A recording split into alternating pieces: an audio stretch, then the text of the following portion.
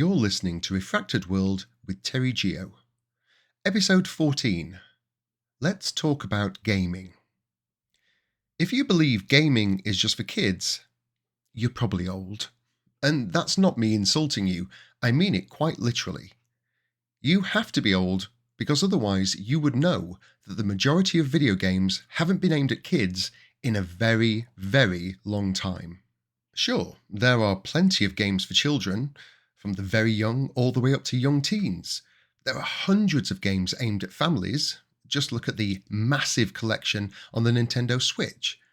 But gaming has evolved a lot since the 1980s, and for those of us who grew up with gaming, we have followed and been a part of that evolution ever since. Gaming is big business. In fact, that's an understatement. The software entertainment industry is so massive, it's in the top 20 of global industries. Software entertainment, at $527 billion a year, sits at number 15, above retail, healthcare products, electrical equipment, information services, and biotech companies making future of medicine. Gaming is massive. And if it were just for kids, this total would be a fraction of what it is today. Whereas the likes of Sonic and Mario are still available, the wealth of content on offer is for adults and is so far removed from those early shoot-'em-ups and platformers that it's difficult to bundle them together in the same genre. As a society, we have spent centuries watching, listening, and reading for our entertainment and escapism purposes. Theatre and books came first, and then in the 20th century, radio, film, and TV. Almost every single person on the planet will spend decades of their life watching performers entertain on their home televisions. Gaming is the next evolution to this. We still watch a screen, but we are immersed in the story, participating in making choices that decide the fate of its characters and play a role in the entertainment we consume. But it goes much further than that. Study after study has shown that gaming also helps with cognitive abilities, making gamers much more likely to be better problem solvers. It can also help lower blood pressure, make players more motivated, creative, and spontaneous. And with online games, those without the opportunity can play with others from anywhere in the world instantly and chat to them live. And yet people older than me, the ones born before the 1980s who didn't grow up with gaming and all technology all around them, still see it as a frivolous exercise designed solely for children. When you separate the gaming industry away from software entertainment, it is worth on its own around $347 billion a year. In comparison, the film industry, remember this is global, is $90 billion, literally 5 times smaller than the gaming industry. It's huge, and its popularity is due to the vast variety of games and genres on offer for all ages. Why spend all of your free time sitting in front of a TV when it could be spent exploring a hyper-realistic space station or solving a mystery or saving the planet, all while chatting to friends all across the world? A few weeks ago, I asked this question on social media. What genre of games do you play and how old are you? In total, I had 69 responses across TikTok, Threads, and Instagram. Surprisingly, or unsurprisingly, there were no responses on Facebook. If you follow my podcast, you will know that I asked a different question a few months ago across all social media platforms, and the main responses I got were all from Facebook, almost 1,000 of them. But this is rather telling. Facebook is known for having an older user base, whereas TikTok and Instagram is usually younger users. And so I think that's why when I ask a question about gaming, it didn't get a good response on Facebook, but I wasn't expecting 0 response. It's quite shocking, really. Oh, and I didn't post it to Twitter at all. That being said, this isn't a huge pool of responses I got back, and the algorithm does seem to push my content more to people around my age. So that will skew these results, even so, I was happily surprised by what you all said. So, as I did with the previous question, I have built an Excel spreadsheet to separate all the different genres out against all the different age groups. And I did it in age groups of 5 years. So it's 16 to 20, 21 to 25, all the way to 61 to 65. I didn't get anybody older than that, otherwise I would have added that as well. And like I said, in total, there were just 69 responses. And I will go through them all in, well, whichever ones get the lowest amount of people and then the highest, obviously. So first on the list, well, there are 3 actually, but the first one is MMO. Now, I have spent quite a large portion of my younger life playing World of Warcraft, which is an online multiplayer game. Well, MMO stands for Massively Multiplayer Online. And I devoted many years of my life playing that. The problem is, MMOs are great games if you have a good group of friends or players with you. And even though World of Warcraft has now moved into a more solo realm in its later incarnations, it still devotes a lot of your time to it. And I just don't have that time anymore. Unfortunately, I'm working a lot, so I don't have the time to go on raids and dungeons. And, you know, if you don't know MMOs, it's difficult to explain, but it's a massively open world game where you play with millions of other people all online at the same time. You can't pause it. And there are probably thousands of quests and hundreds of different dungeons. And it is great fun, but you do need to put at least 10 plus hours a week into the game, if not more. And like your weekends will be taken over playing it. So I don't have time anymore to play MMOs, which is a shame, but, you know, I'm happy doing other things. But I am shocked to see that only one person put MMO as their main genre they play. And that age group was 51 to 55, which I also thought shocking because I don't know where older people get their time from. When I was younger, I seemed to have all the time in the world, and then that disappears. The next 2 with only 1 responders were Roguelike, which was a 16 to 20-year-old, and the other one was Puzzle, which was a 36 to 40-year-old. After that, we get into 3 responses for Strategy, and those ages range from 21 to 25, 31 to 35, and 36 to 40. And then we have, after that, we've got Platformers from 26 to 30 and 41 to 45. Survival, we had just 5, running from 26 all the way up to 50. And then the bigger ones, so you have FPS, there were 8, and they were from 41 to 65. And the biggest by far was RPG. 42 people responded they play RPG, and the age ranges from 16 through to 60. Now, this result shocked me. I was expecting FPS to be 16 to 30-year-olds, and quite a lot of them, and then everything else spread out.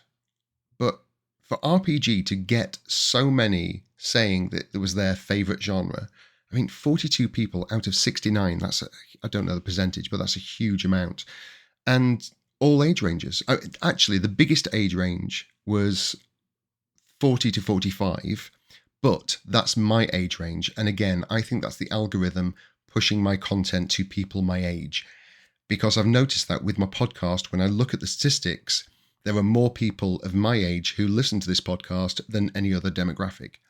So I think that's probably an algorithm thing, but still, it runs all the way through 16 to 60. And when you think about it, it makes sense because I've compacted a lot of genres together to get these. Like simulation got 5, but that includes stuff like The Sims and driving and Flight Simulator, because they're all simulations, but they're all very different games. And RPG, there are lots of different genres of RPG, but they're still essentially RPGs. And I didn't add my own tally to this, but it would make 70 and it would be RPG, because RPG is also my favourite genre to play. I love RPG games. I'm a creative myself, and so I love to immerse myself in story-driven narratives. There are so many brilliant, beautiful, and thought-provoking games out there that just take you away with the stories. They're so much less than the games you remember as a kid, and I see them more now as experiences. I'm still looking at a screen, but I'm the one who's moving my character. I'm choosing the destinations and conversation choices, and in some games, I'm deciding the outcome of the entire game. I do prefer open world adventures, but there are some also incredible linear RPGs, like, to name a few, and just off the top of my head, Jedi Survivor. I played that this year. Awesome. Tomb Raider, Assassin's Creed, and Red Dead Redemption 2, which is simply incredible. I believe everyone should play that game at some point. But my favourite games overall are open world. So Zelda, Tears of the Kingdom, which I played last year, and it was a joy from start to finish. Assassin's Creed Origins, which I think is one of the best Assassin's Creed games ever. Obviously, Assassin's Creed 2 is the best ever, but Origins comes a close second. But I think the game for me that's had the most impact in my adult life has to be Cyberpunk 2077. I've had 3 full playthroughs, and I still think about it all the time. I think about the locations, the sounds, and the characters and the stories that played out. And it's locked into my memory as if it's a real place. If you add all these games together, I've probably spent, in fact, I know I have, I've spent hundreds of hours inside these games, exploring, crafting, fighting, and being in awe of the landscapes and the stories and the characters. When you tell a non-gamer how much time you spend with them, they can't comprehend how you get anything else done in your life. But for many of us, this is our recreation. How many hours a day do you sit and watch TV or scroll through social media? Looking at averages online, it probably adds up to about 5 hours a day. Gamers use a lot of that time to game. It's a much more involved way to consume media, and it can take sometimes weeks or months to complete a full game. We still watch TV from time to time, and we still love films, but that's not our only form of entertainment. There are more options out there, and gaming is just one of them. But where do we go from here? Well, the evolution has already begun in virtual and augmented reality. In the next decade, I believe we will all be using some sort of this technology in some form. We can already watch TV and film inside VR, we can work, we can game, we can explore, and as the headsets get smaller and the technology gets integrated with everyday appliances, it will become the most prolific way to consume media.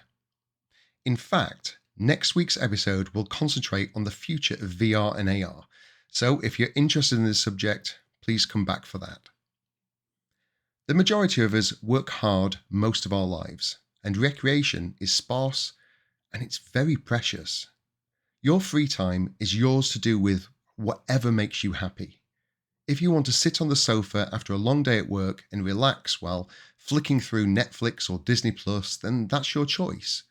For others, they don't want to be sinking further into the sofa, making a Sheldon-size indentation. See, I do watch TV. Some of us want other options and want to keep our brains active whilst also being entertained. So they boot up their PCs and consoles and immerse themselves in stories that play out in front of them. Gaming hasn't been just for kids for a long time, decades even. And most people, at least from my generation and below, have played video games at some point in their adult lives. And I can't see that changing. In fact, I believe it will only get bigger and better with much more users as the years go on. Times change, and technology evolves and adapts even faster. And I'm happy we have so many options for recreation and to release our imaginations and to relax and unwind. And for me, story-driven narrative RPGs are a great way for me to do that. I have lots of other recreations as well, but gaming is a fun way to just completely detach from the world for a very short time. And if you've listened this far and you're a non-gamer, maybe you're interested to find out what modern gaming is actually like. And so I would advise you trying a game. And I've mentioned it before in this podcast. It's Red Dead Redemption 2. It really is a fantastic character-led game where you play as a cowboy in the Wild West. It's not just about fighting and train heists. There's an incredibly deep storyline which carries through the whole game, which is held together by some of the most stunning graphics in any video game to date. And that would be my suggestion for a non-gamer to play. But for all the gamers out there, what would your suggestion be? I just think because it's a linear game and because it's so beautiful and you have elements of everything in that one game, it'd be really good to play. But maybe you have a different suggestion. And as always, thank you so much for being here today. As the podcast grows and we get more listeners, I just love doing it. I love sharing my stories and talking about things that interest me, and gaming is just a small part of that. So thank you for being here. As I said, next week is all about the future of VR and AR. So stick around for that, and thanks for listening. Take care.